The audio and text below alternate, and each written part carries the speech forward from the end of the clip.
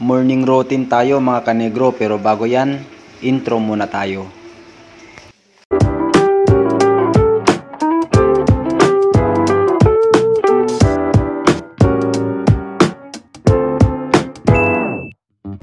Sa araw-araw nating paggawa mga idol, nag-uumpisa ang ating araw sa pagkolekta ng kitchen waste. Inalagyan ito ng asola at darak para ipakain sa ating alagang mga baboy.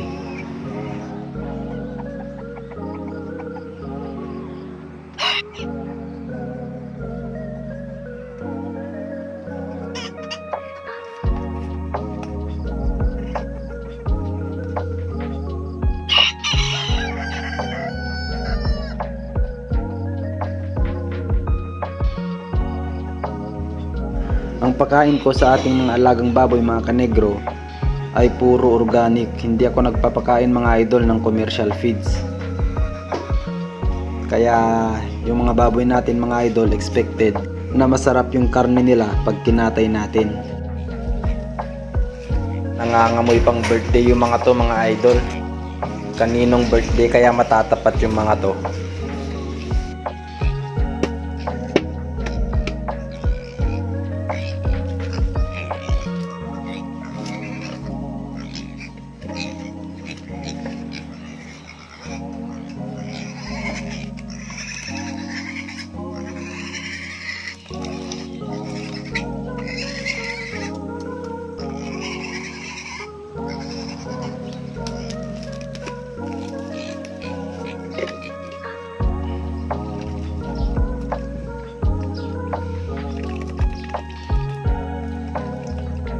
Pagkatapos natin sa mga baboy natin mga idol, ay sunod niyan ay ang pag-check dito sa ating mga brooder kung may mga feeds pa ba sila at tubig. Dito sa first brooder natin mga idol ay may 13 chicks dito na nakalagay. 8 na Buff Orpington, 4 na Rhode Island Red na dark mahogany line, tsaka may isang nakahalong native chick. And dito naman sa brooder number 2 natin mga idol, which is yung karton na brooder ito mga idol. So yung malaking karton na ginawa kong brooder, nandito yung mga native chicks natin mga idol. Yung mga native chicks na to mga idol ay napisaan natin to doon sa ating carton incubator. And after natin doon sa mga chicks mga idol na nasa brooder ay kukuha ulit tayo ng mga asola, no? So ito naman mga idol ay ipapatuka natin dito sa ating mga breeders.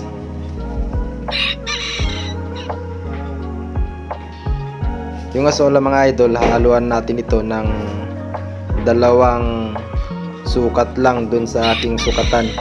Ito mga idol yung pinaghalo-halo kong crack corn, layer feeds, darak, tsaka yung sapal ng mais mga idol. So bale ito yung mga pinaghalo-halo ko mga idol at ginagawa kong patuka, no? Yung azola mga kanegro, maganda ito na patuka sa ating mga alagang manok dahil mayaman to sa protina mga idol na nakakatulong para sa produksyon ng ating mga alaga, at bukod doon mga idol ay makakatipid tayo ng commercial feeds.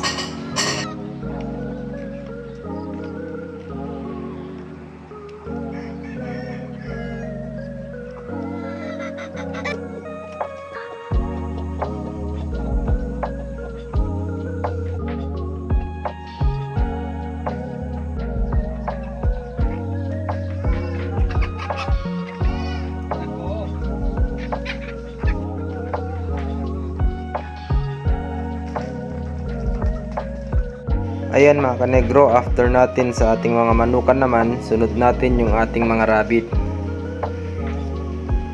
So dito mga idol, ang ginagawa ko lang dito, nagbibigay ng feeds at saka nagdadagdag din ng tubig sa kanilang mga tubigan.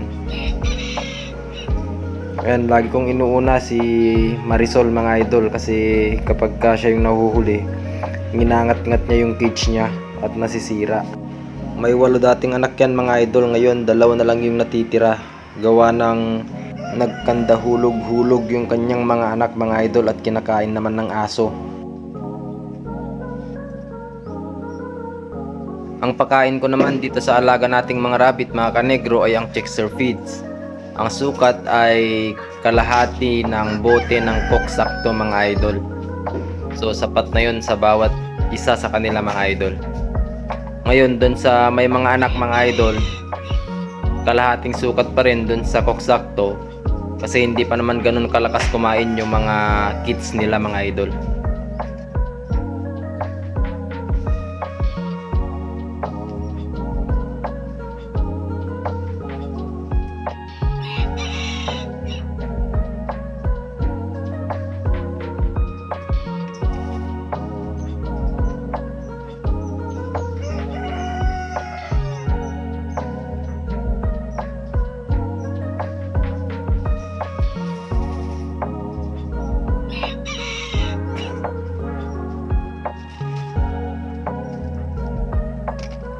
Bale yung puunan natin dito sa mga rabbit mga idol ay nanggaling pa ito sa Ilocos Norte, sa Lawag mga idol.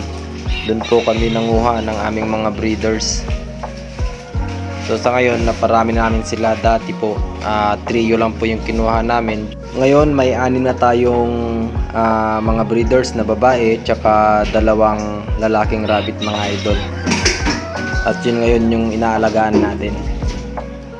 Etong si Mixie mga kanegro ay kailangan munang himas-himasin to bago kunin yung kanyang kainan kasi nangangagat siya mga idol. Napaka-agresibo niya mga kanegro. Palibhasa buntis kasi mga idol.